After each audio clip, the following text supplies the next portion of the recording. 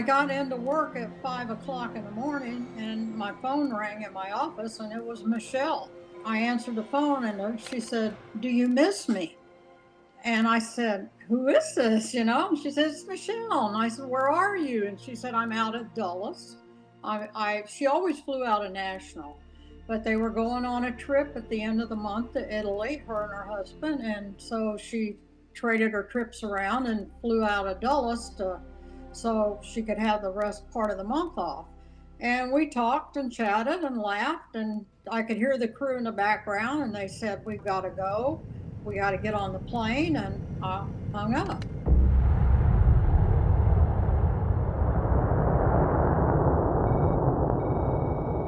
My secretary came and said, Renee May's parents were trying to call me and they couldn't get through to my phone line because it was busy. And I said, "Renee May's parents?" And she said, "Yeah, Renee had called them from the plane, told them they had been pushed to the back of the plane, and that they had been hijacked and wanted us to know." And I pulled up all the flight information I could get and I started following the airplane. And I realized it was them that had been hijacked. My boss, Rosemary Diller, was up in a manager's meeting, and I called up there and I told Rosemary she needed to get downstairs and in the operations ASAP. And so Rosemary came running back down and came into her office, and I shut the door behind her and I said, "Rosemary, that plane that's hijacked is ours."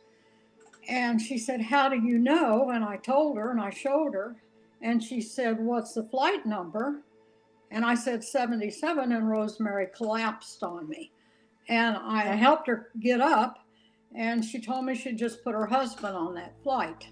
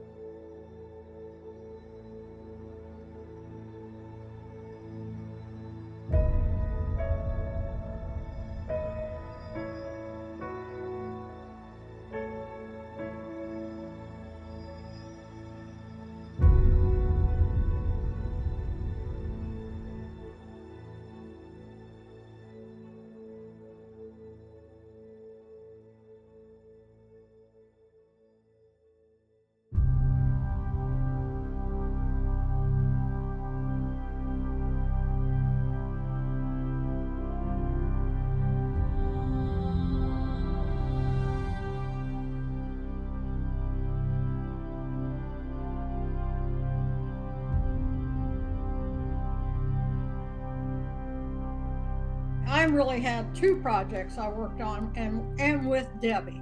The St. Anne's project, Michelle used to come in and we'd laugh. She would go on her days off. She would go to St. Anne's Infant and Maternity Home and she'd rock the newborn babies. She loved rocking the babies. We had all these teddy bears and blankets that had been shipped. We had so much stuff. So we decided, we put together where we were going to make a video room. I went back to St. Anne's again and she told me we could have this one room and we could do what we wanted with it. So we got with Deb and we got with the flight attendants and we collected thousands of videotapes. We had TVs donated, we had rocking chairs donated, we had cabinets donated for the videos, and we had all the teddy bears. And we filled a U-Haul truck. And so we all went out and set up this fabulous room for the infant and maternity home.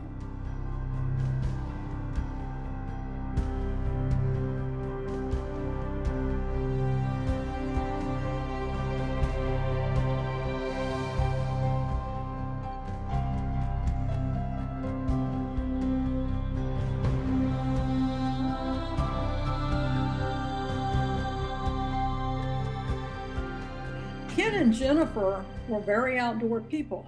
And they said they used to walk in this one park. So I thought, let's go check out the park. So I drove out to Culpeper and I went to the park and I walked where they walked. And I thought, oh, it'd be nice to plant a tree. One tree was kind of like a Charlie Brown tree. And Yep. we were like, okay, we've got to do something other than this. So like Tony mentioned, Chuck Burlingame, the captain on Flight 77, and Sherry Burlingame, his wife, was also a flight attendant with American. And she had recommended Merrifield to just come and look and see what could be done in this particular area that the town had said we could possibly do something with. 25 to 30 flight attendants that were part of the core group decided that we would set it up over a 2 or 3 day period. So first day would be digging holes, and the second day would be planting, and then the third day would be watering and sprucing up, mulching, that type of thing. Computers weren't that effective back then, so again, it was all word of mouth. We invited the pilots, the flight attendants, the ground folks, everybody that was a part of our family in Washington and Dulles and Baltimore. Dirt therapy is something that anyone who's involved in gardening will remember what dirt therapy is, getting your hands in the dirt and just making something beautiful out of that area. And so that's what we did. And like Tony said, the town just incredibly embraced this whole idea. A lot of them knew Ken and Jennifer Lewis. We had food and water every single day for all the volunteers that were there. And shortly after that, we had a dedication of the garden to the Culpeper. Yole Park is what the place is called, Yole Park. And we did it together. Like Tony said, it unfolded so beautifully. It was really effortless. The significance of the bench that was made, it was all marble, and it had conifer on the side, which is what people used to call Ken, because he was always with Jennifer. So it was conifer, which is what we called the garden. The significance of the bench is pretty much where people can just sit and reflect. It's kind of like closure. I mean, people have closure in different ways. It was just a personal thing to me, and I thought we all need to do something. And I just sat there and thought, I mean, I've got all these teddy bears, Michelle, the babies. It just came to my mind to do these things, and I thought it would be great. And then when they just started growing like crazy, Deb came in with the support groups, and it rolled. The teddy bears in the park. I don't know. I just felt like we had to do something.